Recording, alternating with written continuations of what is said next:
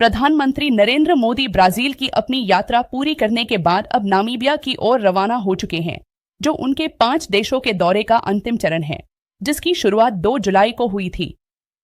Brazil उनके दौरे का चौथा पड़ाव रहा, जहां उन्होंने 17वें ब्रिक्स शिखर सम्मेलन में भाग लिया और फिर राजधानी ब्राजीलिया में राष्ट्रपति लूला डा सिल्वा के आमंत्रण पर द्विपक्षीय बातचीत की। यह यात्रा इसलिए भी ऐतिहासिक रही क्योंकि पिछले 57 वर्षों में यह किसी भारतीय प्रधानमंत्री की ब्राजील की पहली राजकीय यात्रा थी।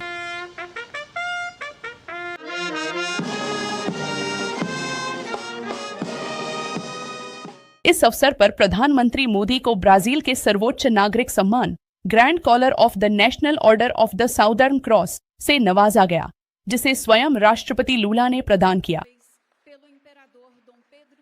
इसके बाद प्रधानमंत्री मोदी ने सोशल मीडिया मंच एक्स पर ब्राजील के लोगों और राष्ट्रपति के प्रति आभार व्यक्त करते हुए इसे भारत और ब्राजील के बीच गहरे संबंधों का प्रतीक बताया।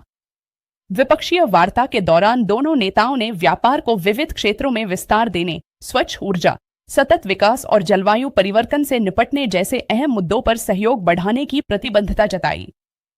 इसके अलावा रक्षा, सुरक्षा, कृषि, अंतरिक्ष, सेमीकंडक्टर, आर्टिफिशियल इंटेलिजेंस और डिजिटल सार्वजनिक अवसंरचना जैसे क्षेत्रों में साझेदारी को मजबूत करने पर भी सहमति बनी।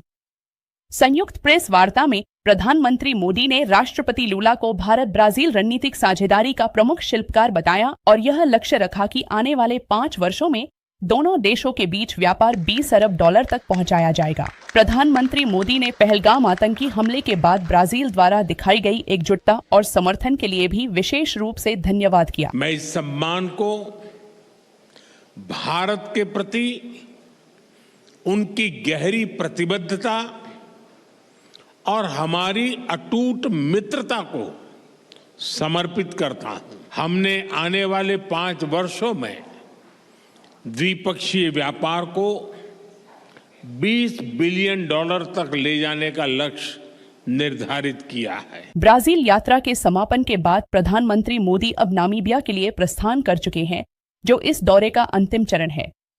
यह प्रधानमंत्री मोदी की नामीबिया की पहली यात्रा होगी और भारत की ओर से अब तक केवल तीसरी बार किसी प्रधानमंत्री का नामीबिया दौरा हो रहा है।